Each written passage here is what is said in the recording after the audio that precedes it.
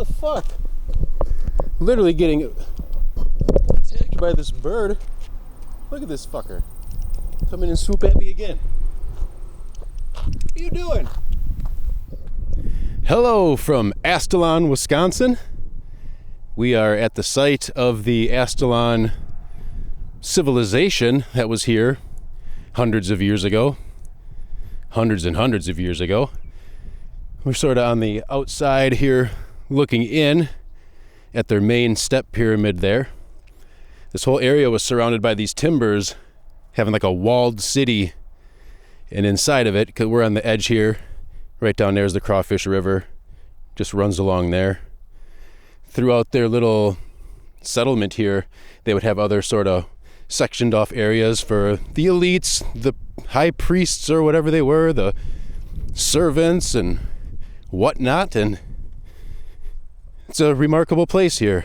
I think it was discovered in the 1800s, documented a little bit, and then it sort of got all destroyed for farmland. And then at some point in history, they decided, well, this is very important, we should probably, sort of try to restore parts of it so you get a general idea of how these people lived.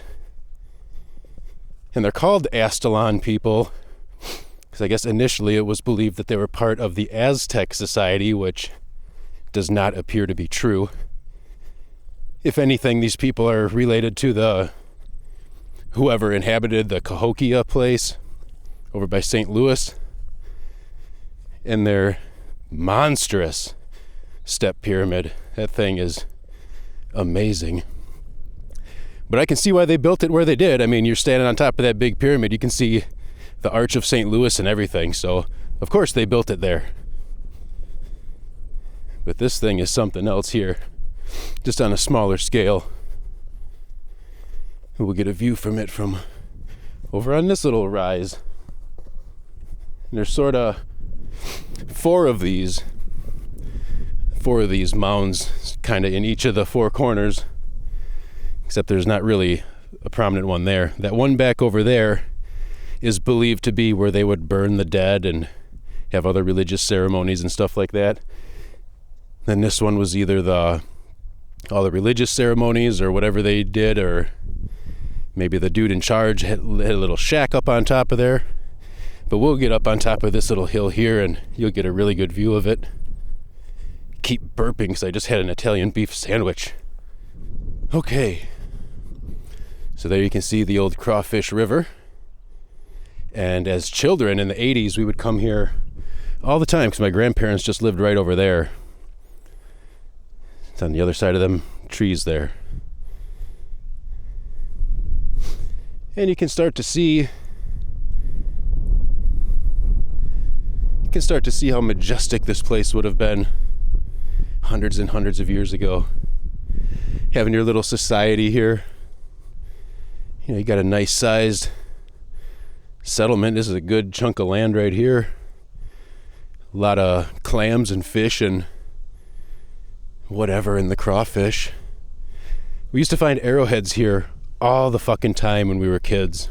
We had a shoebox with dozens of arrowheads from this place. It's nice that somebody took the effort to sort of recreate how a lot of this would look. But this would have been one hell of a place to have a settlement or your own little city civilization like this. You got everything you need. Fertile land, food in the water, deer everywhere. Would have been one hell of a place. A little weasel down here in the grass, if you can see him. A little chipmunk, he'll start running in a second here. Right there. Come on, little chipmunk. Come on, buddy. There you go. Yeah. Is that the chipmunk that makes that sound? So, yep, this is Aztalan, Wisconsin. Home of an ancient civilization that is shrouded in mystery, but one thing is guaranteed: they were not part of the Aztec people. I guess those from Cahokia are the Mississippians. And it's believed that, so the Crawfish River here meets up with the Rock River that eventually goes out to the Mississippi. So I'm sure they went from the Cahokia area up the Rock River, found this branch of the Crawfish, saw this place here and said, this is pretty amazing. This is where we're going to settle. And now beyond just this, Aztalan Day is today. On the other side of that far mound is the museum and a bunch of little like log cabins set up. And they just have like recreations. They got a Civil War thing here, so they got tents, like how it would be if you were a Civil War soldier, like how living would be.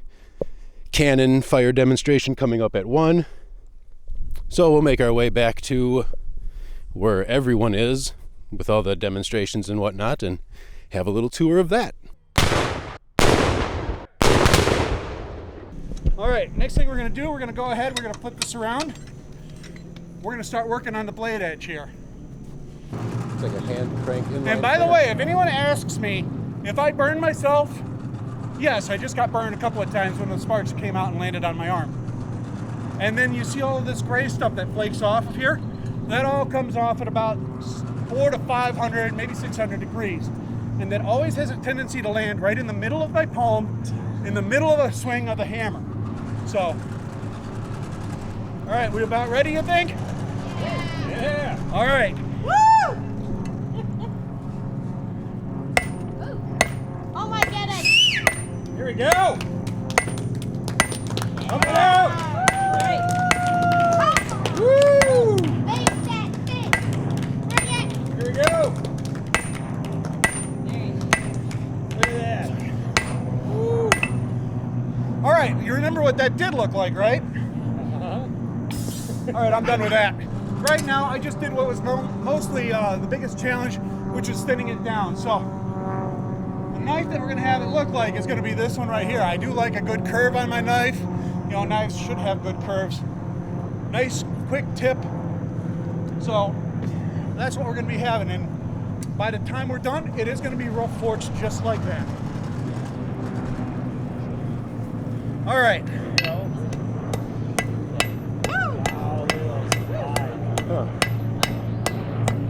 So right now, I'm working on the tip of the knife here.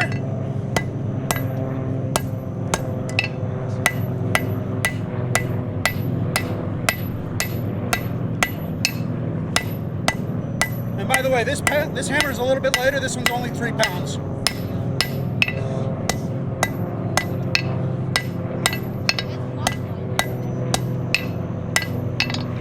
All right, so we got the tip formed out. We're starting to get that nice little belly coming down right here where it kind of has a step in. I'm gonna have to work that out a little bit, you know, but we're gonna have fun with that. Should be 1, maybe 2 more heats and we're done. All right, now, it's not necessarily about the strength that you have or the size of the hammer that you're using. It's about hitting the same place, hitting where you want it to go and being able to direct the steel where you want it to go. So,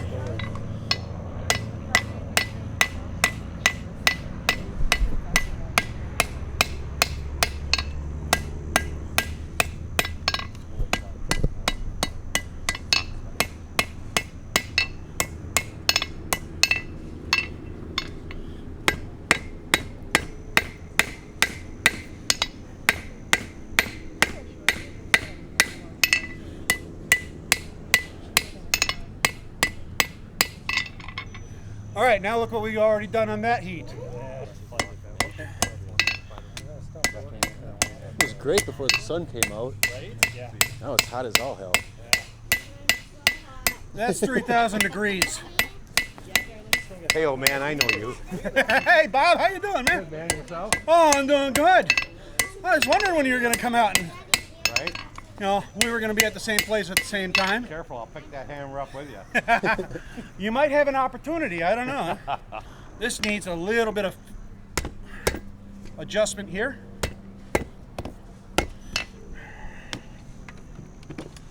See if we can't get this twisted just a little bit more. It's a little bit out of alignment.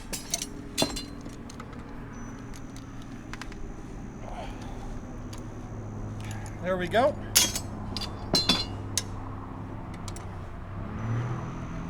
So now we got that. We're gonna get the blade tipped up the way that I want it to.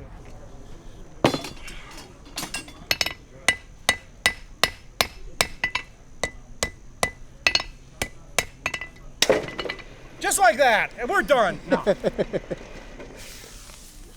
Actually, would you look at that? We are done. Yeah.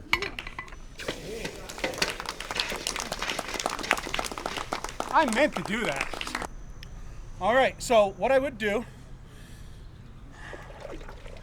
or what I would normally do is I would get this over to my grinder and finish cleaning it up. I'd put a nice edge on the blade and all of that. But you know, that takes time that you can't do on a live demonstration, and I'm not gonna haul out a $3,000 grinder to someplace that doesn't have electricity. So these are three of the major kinds of hammers that I have. This is a traditional rounding hammer. You've got one side that's flat. You do that for a lot of the finish work, taking out hammer marks and stuff like that. The round side here you'll actually use for moving the steel. When you're moving steel, you're kind of pushing it in the direction you want it to go. If I just had a big piece of steel right here in the middle and I whack it right in the middle of it, it's going to move in a 360-degree circle. If I angle this hammer at it, I'm pushing it one way or the other. That's also why I have the horn of the anvil. If I'm making something longer, I'll work it on the edge of the horn of the anvil, and it'll just kind of squirt it out that way like it's a tube of toothpaste. The peen on this hammer, I like working at about a 45-degree angle to the horn of the anvil. So same thing, if I'm making a piece longer, this peen on the hammer will stretch it out. You've got about as many different ways of stretching a piece of steel out as you have blacksmiths in the world, and then multiply that by 5, because different things are different steps, techniques for different pieces of steel.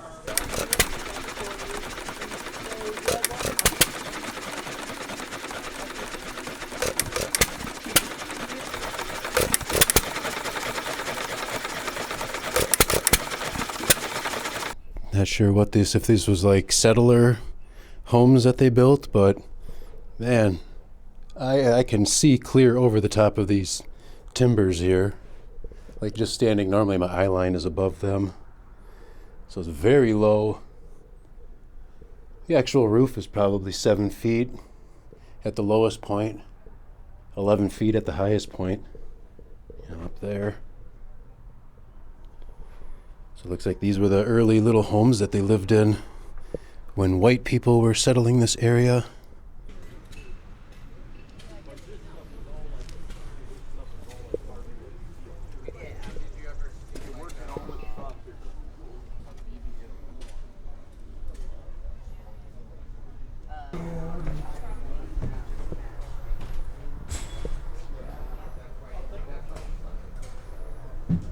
Oh, the cast iron. Yeah.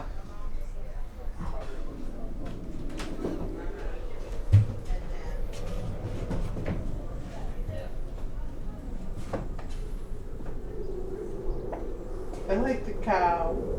What? Oh. He's so cute. So is the cat curled up in the chair. Oh. Just having a snooze. That's awesome. That's the only kind of cat I want anymore. I have this fear that I'll get a cat and then I won't outlive it. All right, let's check out Hanson's Granary. I just had my 50th class reunion for Lake Mills High School last weekend. Holy cow. 50th. Wow.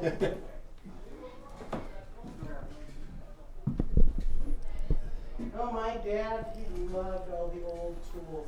Yeah, it looks like this. What every single one of them was for. Like this barn is all the implements they used to build all these cabins and their farms and Yep. whatever else they needed, it seems. Don't know what this is. Just, It's soft, isn't it? huh, that does look like a very early bandsaw, like a bicycle. It's a bicycle powered bandsaw. Yeah. That's pretty cool. Of course, they took the blade off and just put wire on there so kids probably That's don't. probably a good idea. That is amazing. Isn't that amazing? It's like an old tractor seat from back in the day. That's cool. Holy cow, look at the ingenuity of these people. You don't have electricity. Well, my son is kind of a traditionalist. He's a bow maker and an arrow maker, and he makes. He's a blade guy. I mean, look at their drill press. Oh, Hand-powered drill press. That is unbelievable. and my dad probably would have used a lot of these tools. A lot. Cranberry Milford picker. Dairy. something else. Look at this furnace or whatever, the stove thing. Yeah, Oh my that's beautiful. God. Wood burning stove. Right there, Joliet Stove Works, Joliet, Illinois. They just used to put so much beauty into things. Look at it. There was no need to do all of this decorative Nope. stuff. You could just slap metal. It's cast iron, the whole thing cylindrically. But That's right. People took man, pride in. well, absolutely. Number 2. Fire. And number 3. Fire.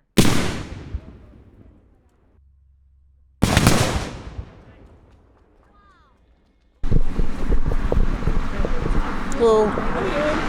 What's this going on here? I am doing bob and lace, and my teacher is not present, but she's doing bob and lace too. This is Hallie. She's doing some tatting. Bobbin lays. Yeah, so it was famous, like most famous during the time of Queen Elizabeth I. So it's like I've got 2 pairs at a time that I'm working with. Ignore these, right? I go cross, twist, cross, and then I kick this one to the side and take a new pair to match.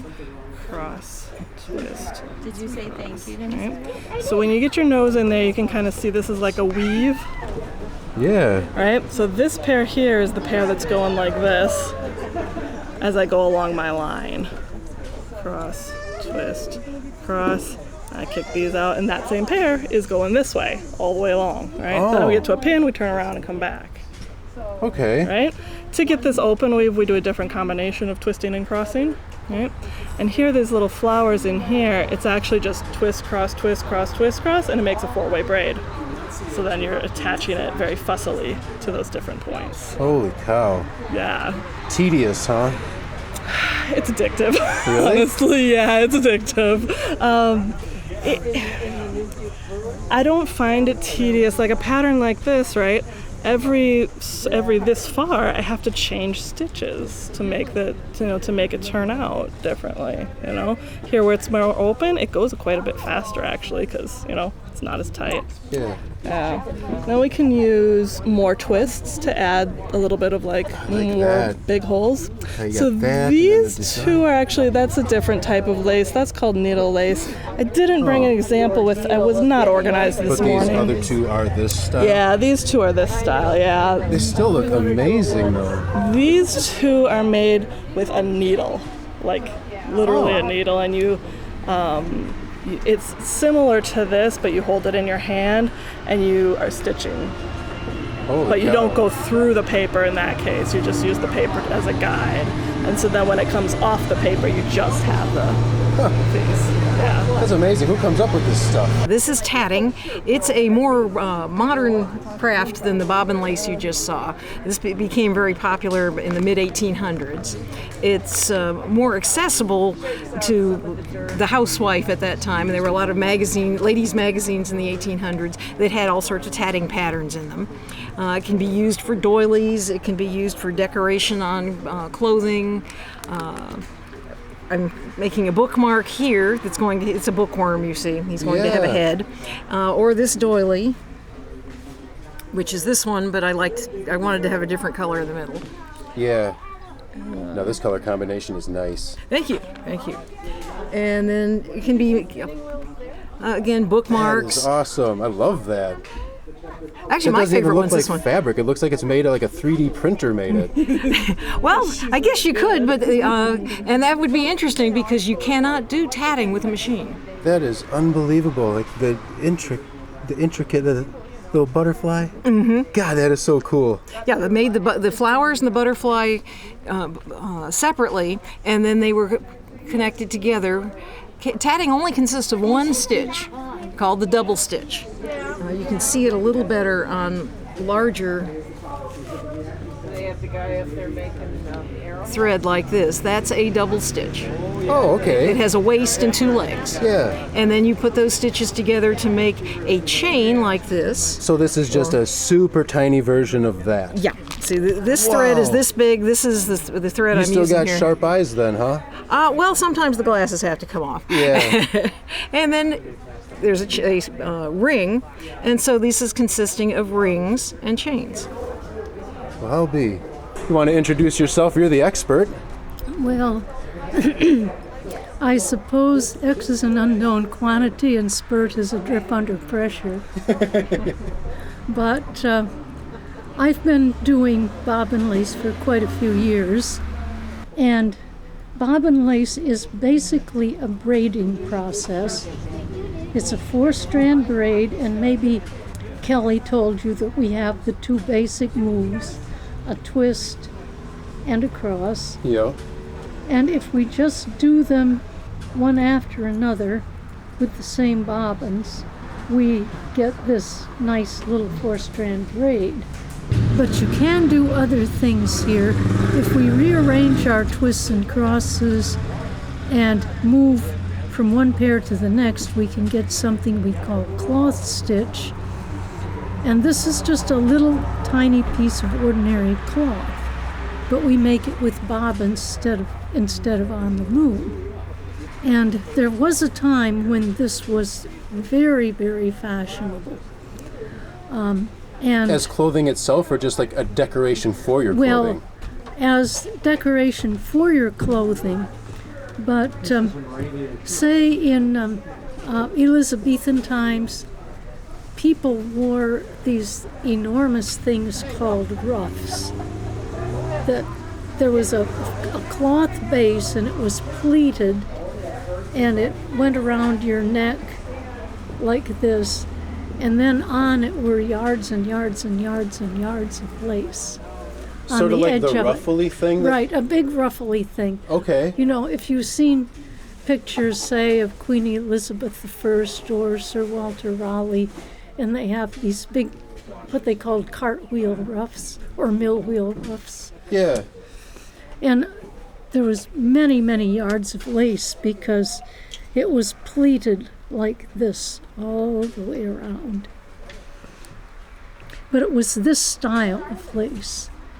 But later other styles developed. And What's the time it would take just to make, so you got your pattern laid out, how long would it to complete? well, I'm guessing on this because it's not a real big piece. And just as a rough estimate, I haven't really timed myself, but this might take from here to here, that and all of this, maybe 6 or 8 hours. And You serious? No, I'm not. I'm totally serious. So you can see the fluff of the sheep wool here. And then this Is that twisting it? this is twisting it as it goes in. Or as I And you're let it- just trying to keep a consistent feed going in. Yes. Wow. And this, I'm doing what's called long draw, so I'm pulling back away from my machine. And it's letting the fibers, I prepared the fibers so that they kind of go in a whirl like this. Yeah. And so they're going into the wool that way, and they'll make a fluffier yarn, generally. Some people prepare their fiber so it all goes in this way, and that makes kind of a more dense, straighter, smoother yarn.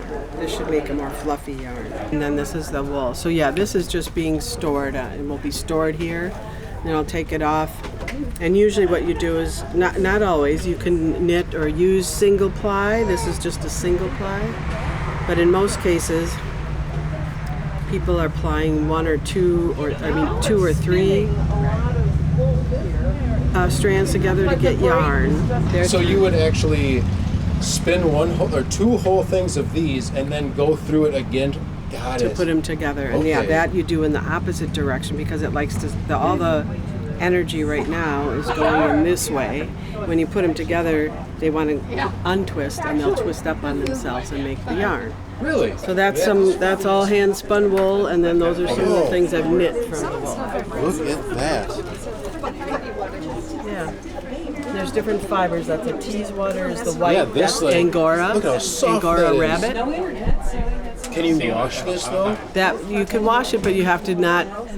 You can't introduce heat or soap or agitation. So Look at that. How did you get this rainbow wool? We grow the sheep that way. No. You feed them Fruit Loops, and then There you go. There you go. But we take most of the orange ones out because we don't like orange in our sheep. No, no. The wonder, the beauty of wool is that you can dye it at any point in the process. You know, from the point where you shear the sheep to the point where you've made your woven or knitted garment or whatever it is you're doing with. Sweater and you want a blue one, you can just. You can dye it, or you can paint. You can have little pots of dye, and which is what they do with this kind of wool. You lay it out on a table with your different dye colors, and then you just sort of strategically paint the dye onto the wool and let it soak in and set, and that's how you get the color in. How are you going about getting the stripes in there then? This is woven on a loom and it's a really long scarf. Looks nice, But though. it's No. so the long ones you'll see are all white. Oh. Some of them are brown and white, That's how you're getting the different. and some of them are all brown. So they're just solid, but you're weaving it in through. And I'm weaving it Yeah. this way with a different, with some. I think I just used one color to weave all of it, Turn this, and that moves this whole pretty So it's much. basically whatever you can create in your mind, whatever you can imagine, you could do it probably. That's correct. What era is this from? Oh, it'd have to be the 1800s. 1900s. Yeah. Oh, Yeah. 1800s, I'm not sure. 1810? Well, that's not this one, but Oh. that's when they were starting to create what's called a reed or a pump organ, because your feet would sit down here. Yeah. Lisa, do it. So it's not like a normal piano where you're putting dampers down or. No. It still works? Yes. Yeah, it does. Whoa, look at that. Oh, so it's like a church, or you can control like flues and stuff? Right. But you have to, You gotta charge it up first. yeah, you got to fill the bellows. No, I'm trying to remember. It's been a long It's time. every other one. Yeah, you got to. But you also have to deal with the knees too. Yeah, that you can if you want to, but Okay. you should be able to just pull one of the reeds and see what. Whoa.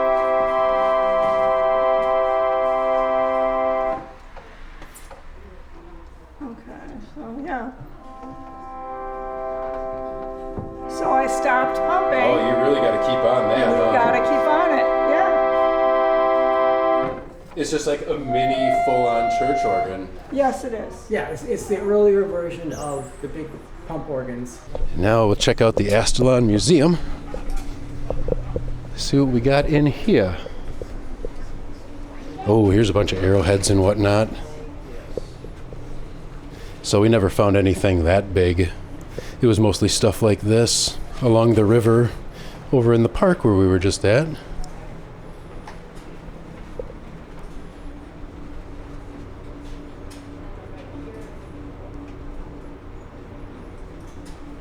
Signal railroad lantern for flagman. That's cool.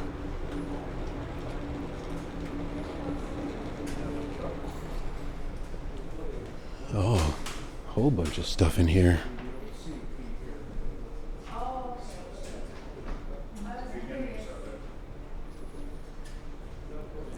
Like bamboo canes, stuff like that. Fishing spears. And Civil War stuff.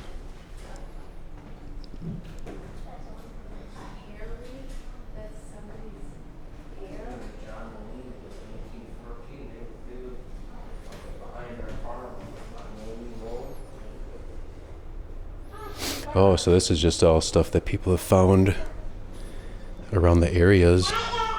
Look at that. Copper Point, 2000 BC. Man.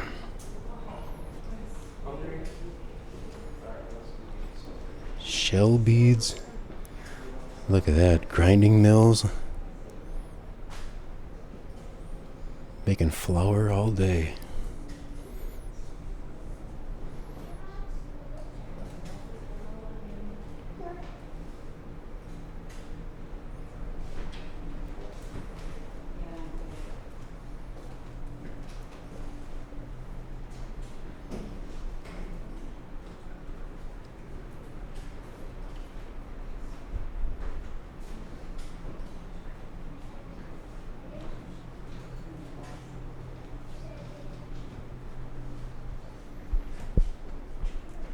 Oh, so here's a little diorama of what the Aztalan would have looked like. You can see the whole fenced-in city with segregated areas. There's the big step pyramid, and then that one would have been probably the ceremonial one where they would burn the bodies and whatnot. And that's pretty interesting.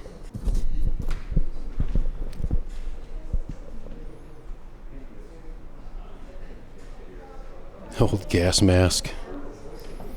They always look so creepy.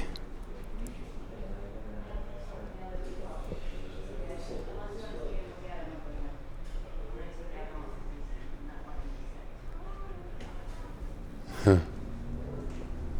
Oh, the whole thing of arrowheads up there, and I gotta lean back. I got this camera mounted to my chest. Hard to get upward angles of stuff.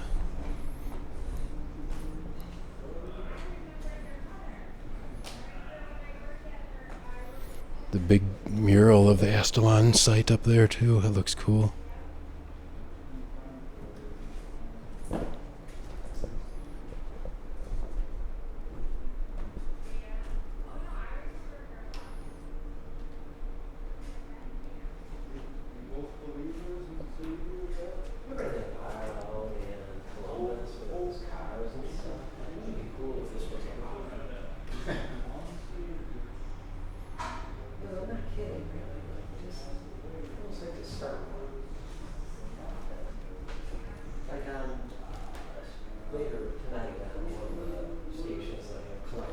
The Wisconsin Brotherhood of Threshermen?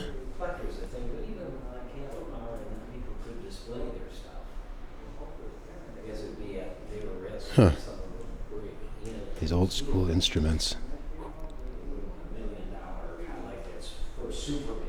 After all these years, they still make drums pretty much the same.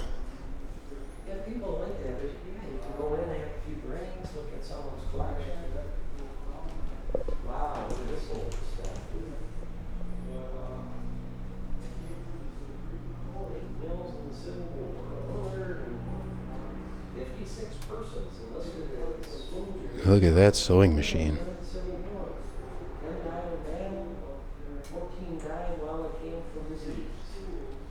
Gramophones. That's pretty cool. Imagine this giant horn just to have music playing in your house. On some little canister as well. Man, it's interesting what the stuff they came up with before they truly figured out how to do these things properly. It's quite the collection here of stuff from the area in just tiny little Aztalan, Wisconsin. Place most people have probably never heard of. Yeah, I made all of these. Holy cow. Made all the rings, made all Penobscot bow. Look at this. Holy cow. A bow and a bow. How does that work? I don't think it would work. This here pulls when you pull, and it's got a 10% let off. Oh, so you're resting the arrow in this notch right there? Well, yeah, the arrow goes right here, of course, but what I mean by that's got enough flex to it? Yeah, it puts pressure on this here limb, and when you pull it back, it gives you a 10% let off. What does that mean? Draw weight. Draw weight. Pull the bow back. So if you got a 100-pound bow, this gives you 10%, or you'd have a 90-pound bow. Because this here, it'll stick that arrow farther, faster. So that's helping release. Yes. Okay. And it's not a modern concept. Oh, I see. So it'd be like a almost like suspension on a car. You have multiple. Absolutely. And they found it on cave drawings in Europe. Oh, so this was an actual technology? Oh, yeah, from Europeans, and then it got to the States out on the Northeast mostly. When the Vikings came, they found guys that had these things. They were using this style of bow? Piercing armor. Really? Oh, yeah. What were they using? Just stone arrowheads as well? Stone arrowheads. And they were piercing armor. That's awesome that you're continuing this tradition. I found that one. Yeah, I didn't make any this year, but I made all of those, and I made probably hundreds and hundreds of them through the years. Yeah. Jim was my teacher. Really? Yeah. Do you guys have a card or anything that I could link in the video? I don't. All right, so that was Aztalan Day in Aztalan, Wisconsin. Cooler than I expected. I'm really glad I came out to see all this stuff, and maybe you will next year.